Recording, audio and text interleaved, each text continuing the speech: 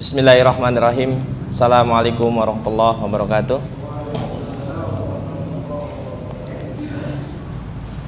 Alhamdulillahilladzi hadana li hadza wa ma kunna linahtadiya laula an hadanallah. Asyhadu an la ilaha illallah wahdahu la syarikalah wa asyhadu anna Muhammadan abduhu wa rasuluhu la nabiyya ba'dah. Allahumma shalli wa sallim ala nabiyyina Muhammadin wa ala alihi wa ashabihi wa man tabi'ahu bi ihsanin ila yaumiddin.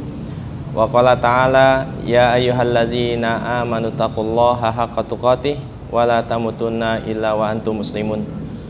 Allahumma 'allimna ma yanfa'una wanfa'na bima 'allamtana wa zidna ilma. Segala puji bagi Allah Subhanahu wa taala yang telah menurunkan Al-Qur'an sebagai petunjuk bagi manusia. Keuntungan yang sangat besar bagi mereka yang mempelajari, mentadaburi dan mengamalkan Al-Quran. Maka dari itu pada kesempatan yang berbahagia ini, insya Allah kita akan mentadaburi beberapa ayat dari Al-Quran. Semoga dengan tadabur kita di hari ini kita mendapatkan banyak sekali faidah yang dapat kita amalkan dalam kehidupan kita sehari-hari. Ayat yang kita akan tadaburi adalah firman Allah Subhanahu wa taala di dalam surat Al-An'am ayat 75 sampai 79. Sebelum kita mentadaburinya, alangkah baiknya kita membaca dan juga mengetahui apa makna yang terkandung di dalam ayat ini. Allah Subhanahu wa taala berfirman, A'udzubillahi minasyaitonirrajim. Wa kadzalika nuri Ibrahima malakutas samawati wal ardh wal yakuna minal muqinin. Falamma janna 'alaihi lailu ra'a kaukaba qala hadza rabbi falamma afala qala la uhibbul afilin.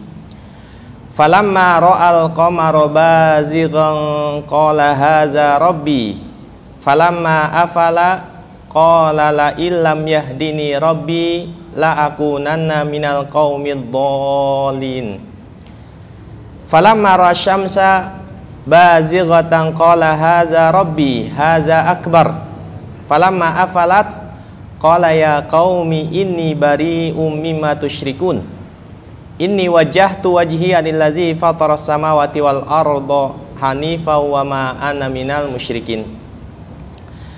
Yang artinya, demikianlah kami perlihatkan kepada Ibrahim tanda-tanda keagungan Allah Subhanahu wa taala di langit dan di bumi, agar ia termasuk orang-orang yang yakin.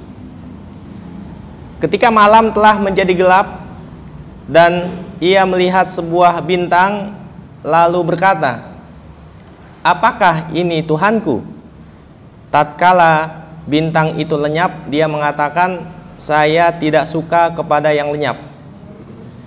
Kemudian ketika ia melihat sebuah bulan, ia mengatakan, apakah ini Tuhanku? Setelah bulan itu terbenam, ia berkata, sesungguhnya jika Tuhanku tidak memberikan petunjuk kepadaku, pastilah aku termasuk orang-orang yang tersesat. Kemudian ketika ia melihat matahari terbit, ia mengatakan, apakah ini Tuhanku? Ya. Dan ini yang lebih besar. Maka tatkala matahari itu telah terbenam, ia berkata, wahai kaumku, sesungguhnya aku berlepas diri dari apa yang kalian persekutukan. Sesungguhnya aku menghadapkan diriku kepada Tuhan yang menciptakan langit dan bumi, cenderung kepada agama yang benar, dan aku bukanlah termasuk orang-orang yang mempersekutukan Allah Subhanahu wa taala. Ulama berbeda pendapat terkait dengan keadaan atau fase yang dialami oleh Nabi Ibrahim alaihissalam. Apakah saat itu Nabi Ibrahim alaihissalam sedang melakukan perenungan untuk mengetahui siapakah Tuhannya, ataukah saat itu beliau sedang mendebat kaumnya. Ada dua pendapat. Sebagian ulama berpendapat bahwa ini adalah keadaan atau fase saat beliau melakukan perenungan untuk mengetahui siapakah Robnya. Ini adalah pendapat yang dipilih oleh Al-Imam Ibnu Jarir At-Tabari rahimahullah ta'ala.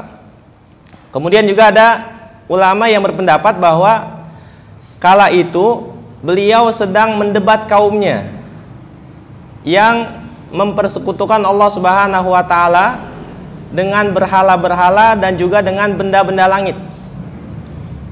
Nah, ini adalah pendapat Al-Imam Ibnu Katsir rahimahullah ta'ala. Beliau menjelaskan secara rinci bahwa fase pertama dakwah Nabi Ibrahim alaihissalam adalah kepada bapaknya dan juga kaumnya yang menyembah berhala-berhala dalam wujud malaikat samawi menurut persangkaan mereka. Mereka menyembah berhala-berhala dalam wujud malaikat tersebut dengan harapan malaikat atau sembahan-sembahan berupa patung yang mereka sembah dapat mendekatkan diri mereka kepada Allah Subhanahu wa ta'ala. Kemudian di fase yang selanjutnya Nabi Ibrahim alaihissalam mendebat kaumnya yang menyembah benda-benda langit. Dikatakan ada 7 benda langit yang memiliki cahaya.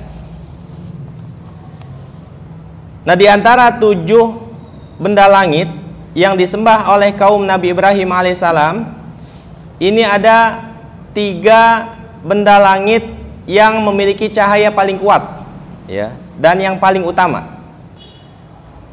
7 benda langit yang disembah itu yang pertama adalah bulan, kemudian planet Merkuri, Venus, matahari, Mars, Jupiter dan Saturnus. Ini semuanya ada 7, ya.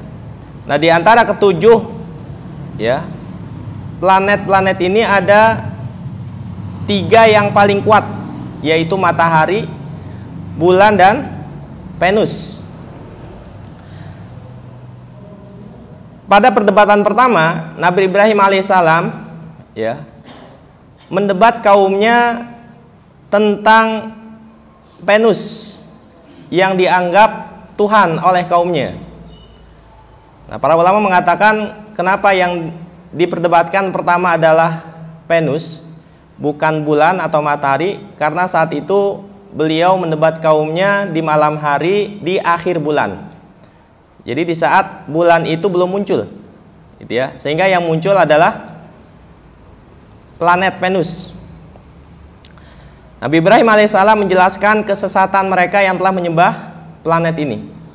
Ya, beliau menjelaskan bahwa peredaran planet Venus, ya, yang terbit dari timur, terbenam dari barat, ini semua adalah diperjalankan dan juga diatur dan diciptakan oleh Allah Subhanahu wa ta'ala. Kemudian selanjutnya beliau di hari berikutnya,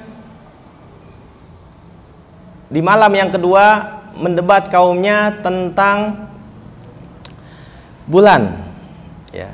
Dan ternyata bulan ini memiliki karakter yang sama seperti planet Venus di malam yang sebelumnya, yaitu terbit dan tenggelam.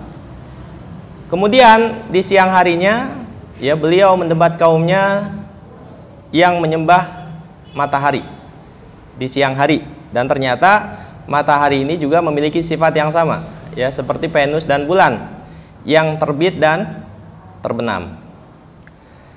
Nah, ini adalah penjelasan yang dijelaskan oleh Al-Imam Ibnu Katsir rahimahullah ta'ala di dalam kitab tafsirnya. Nah, apa faedah yang kita dapatkan dari ayat 75 dari surat Al-An'am ketika Allah Subhanahu wa ta'ala berfirman, wa kadzalika nuri Ibrahim malakutas samawati wal ard wal yakuna minal muqinin. Demikianlah ketika kami perlihatkan kepada Ibrahim tanda-tanda kekaguman Allah Subhanahu wa taala di langit dan di bumi, agar ia termasuk orang-orang yang yakin.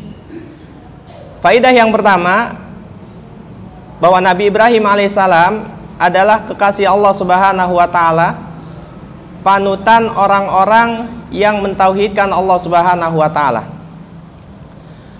Beliau cenderung kepada agama yang benar, ya, dan bukan termasuk orang-orang yang menyekutukan Allah Subhanahu wa taala. Fitrah beliau lurus dan pembawaan beliau juga sehat, ya. Kemudian faidah yang kedua, Allah Subhanahu wa taala memperlihatkan kepada Nabi Ibrahim alaihissalam tanda-tanda keagungan Allah Subhanahu wa taala yang ada di langit dan di bumi. Dengan demikian bertambahlah keimanan Nabi Ibrahim alaihissalam dan menjadi semakin lebih kokoh. Ya, maka dari itu salah satu untuk memperkuat keimanan kita kepada Allah Subhanahu wa taala adalah dengan memikirkan, merenungi dan mentadaburi ciptaan Allah Subhanahu wa taala, makhluk-makhluk Allah Subhanahu wa taala yang ada di langit dan di bumi. Seluruh makhluk Allah Subhanahu wa taala yang ada di langit dan di bumi ini menunjukkan adanya Allah Subhanahu wa taala. Allah Subhanahu wa taala tidak bisa dilihat oleh mata manusia di dunia ini, dan juga tidak bisa dijangkau oleh ilmu manusia, karena memang panca indera dan ilmu manusia itu terbatas, tidak bisa menjangkau Allah Subhanahu wa taala. Namun keberadaan Allah Subhanahu wa taala dan keesaannya ini bisa dilihat dan juga diketahui dari tanda-tanda keberadaan Allah Subhanahu wa taala. Ketika ada yang mengatakan di mana Allah Subhanahu wa taala, maka kita dapat menjawab dengan satu jawaban. Kita katakan sesungguhnya kotoran unta itu menunjukkan adanya unta. Jejak kaki manusia menunjukkan adanya manusia yang lewat. Begitu juga langit dengan segala isinya, bumi dengan segala isinya, lautan dengan ombak dan segala isinya, ini semua menunjukkan adanya pencipta. Ketika kita merenungkan langit dan juga ketinggiannya, kemegahannya dan keluasannya, diisi dengan bintang-bintang yang indah, matahari dan bulan, tentu kita akan mendapatkan kesimpulan bahwa semua ini ada penciptanya.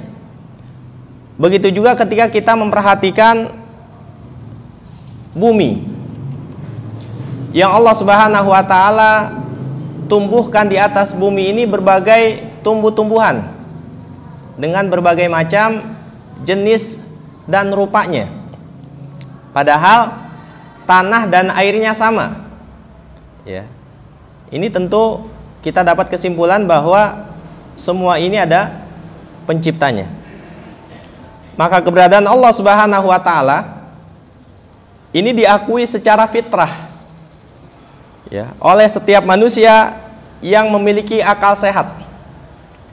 Bahkan orang-orang zindik sekalipun sebenarnya mereka mengakui keberadaan Allah Subhanahu wa taala di dalam hati mereka. Disebutkan ada kisah yang menarik bagaimana perdebatan Al-Imam Abu Hanifah rahimahullah ta'ala dengan orang-orang zindik. Orang-orang zindik mengingkari keberadaan Allah Subhanahu wa ta'ala, ya. Kemudian Al-Imam Abu Hanifah beliau mengatakan kepada orang zindik tersebut, berikanlah aku waktu untuk mengingat satu cerita yang pernah diceritakan kepadaku. Kemudian beliau mengatakan, aku teringat ada orang yang bercerita kepadaku, ada sebuah kapal besar di tengah lautan yang sangat luas dengan ombak yang sangat besar dan badai yang sangat dahsyat. Di dalam perahu tersebut berisi muatan berupa barang-barang dagangan. Kapal ini tidak ada satu orang pun awak kapal dan juga nakoda. Dia berlayar, ya, menelusuri lautan, kemudian dapat, ya, mengalahkan ombak yang begitu besar, sehingga kapal ini berlabuh dengan sendirinya tanpa ada yang mengendalikan satu orang awak kapal pun.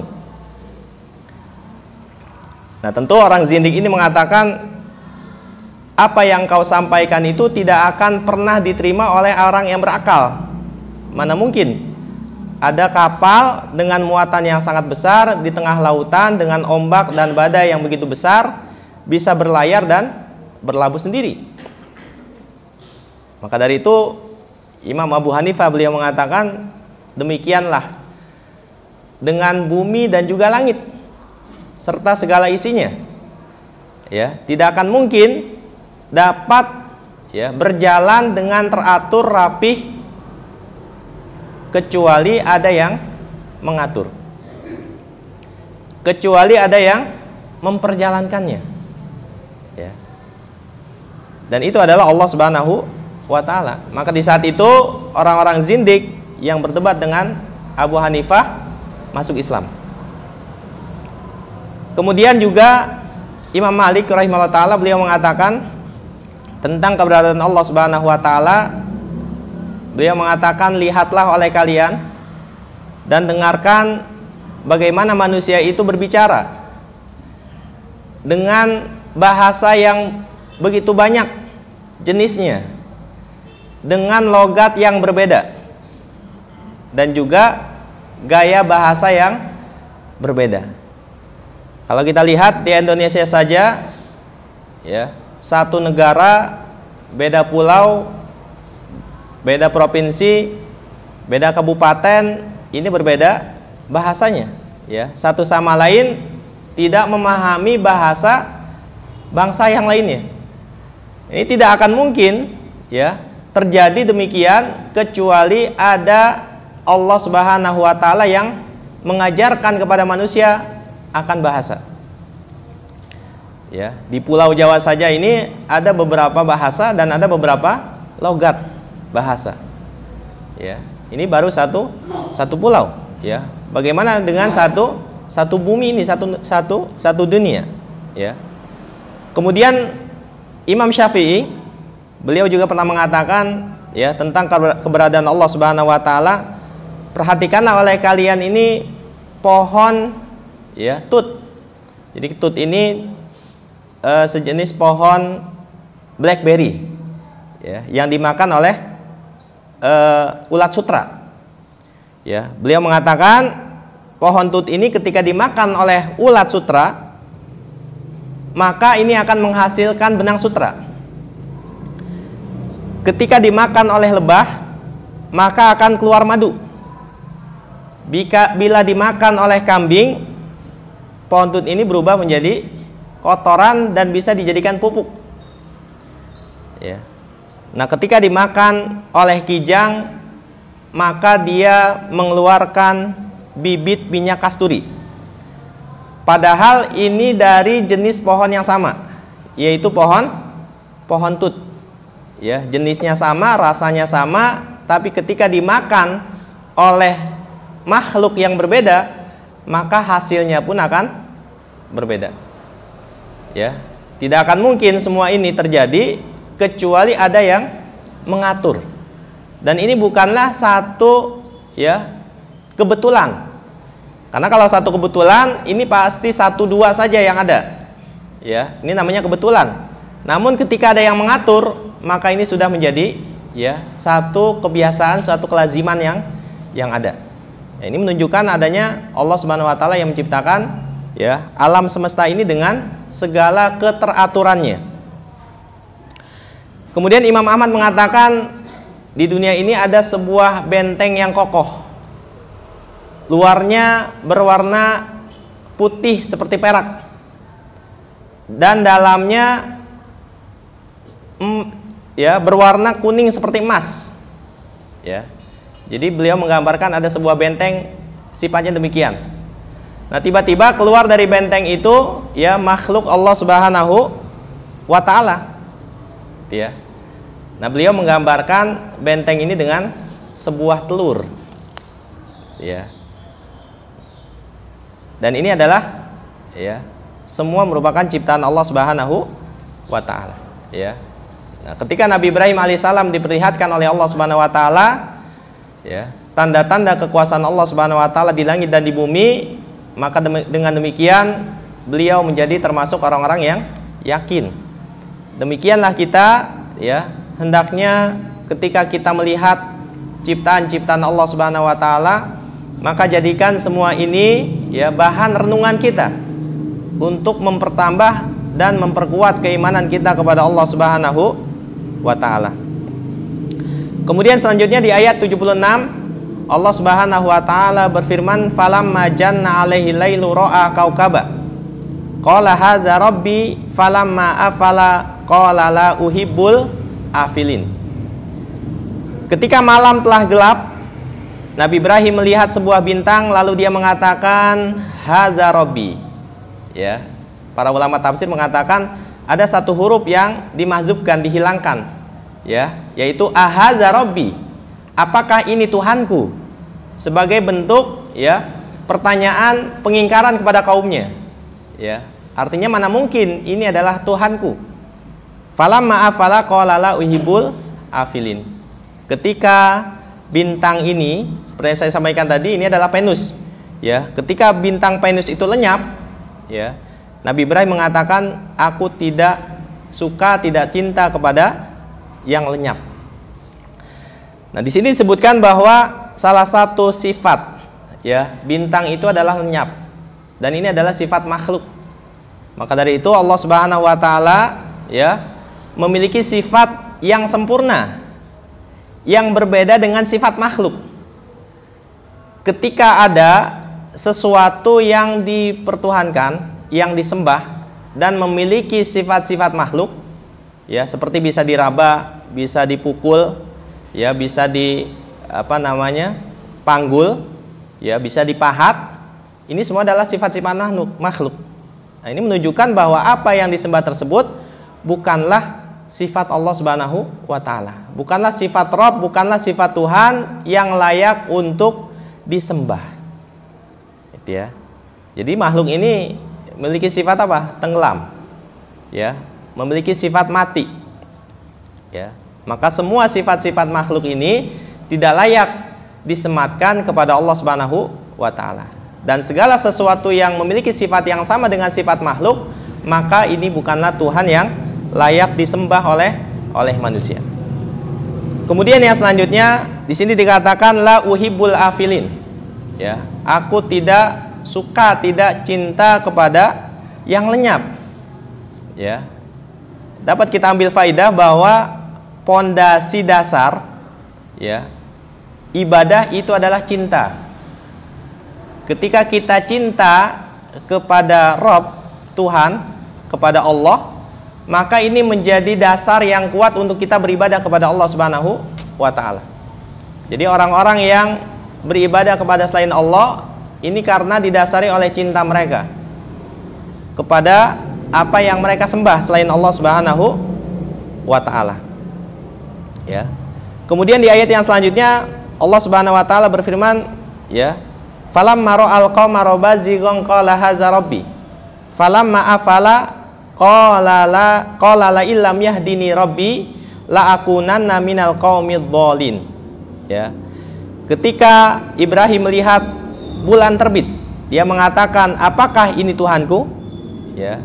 Jadi ini merupakan pertanyaan pengingkaran kepada kaumnya.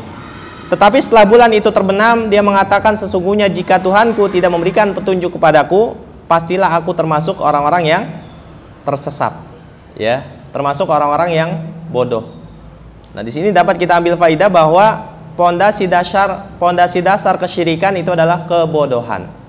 Jadi pondasi dasar ibadah itu adalah cinta, dan pondasi dasar kesyirikan ini adalah karena kebodohan orang yang melakukan kesyirikan tersebut.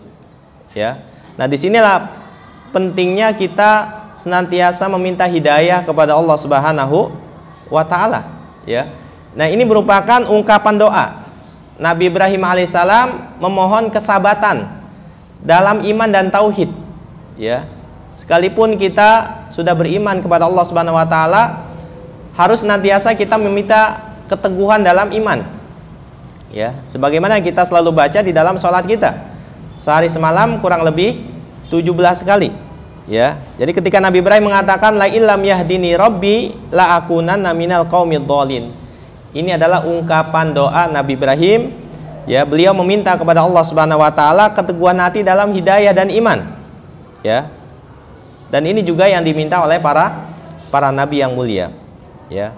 Kemudian yang selanjutnya, falamma ra'a asy-syamsa bazighatan qala hadza rabbi hadza akbar. Falamma afalat qala ya qaumi inni bari'um mimma tusyrikun. Inni wajjahtu wajhiya lillazi fataras samawati wal arda hanifa wa ma ana minal musyrikin. Ya, ketika beliau melihat matahari terbit, beliau mengatakan, apakah ini Tuhanku? Ya. Dan ini yang lebih besar. Tatkala matahari itu terbenam, beliau mengatakan, wahai kaumku, sesungguhnya aku berlepas diri dari apa yang kalian persekutukan. Ya, sesungguhnya aku menyerahkan diriku kepada Allah yang menciptakan langit dan bumi. Ya, dan cenderung kepada agama yang benar. Aku bukanlah termasuk orang-orang yang mempersekutukan Allah Subhanahu wa Ta'ala. Nah, inilah inti ajaran Islam, yaitu tunduk dan berserah diri kepada Allah Subhanahu wa Ta'ala dengan mentauhidkan Allah Subhanahu wa Ta'ala, dan berserah diri, ya, berlepas diri dari segala bentuk kesyirikan dan pelaku kesyirikan.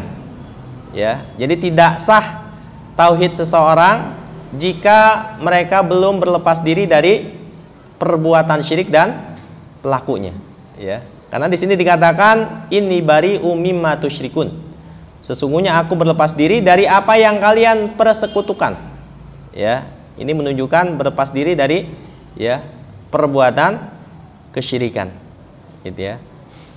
Kemudian yang selanjutnya, pandangan akal yang sehat, ya, dan benar ini akan mengantarkan seseorang kepada satu kesimpulan.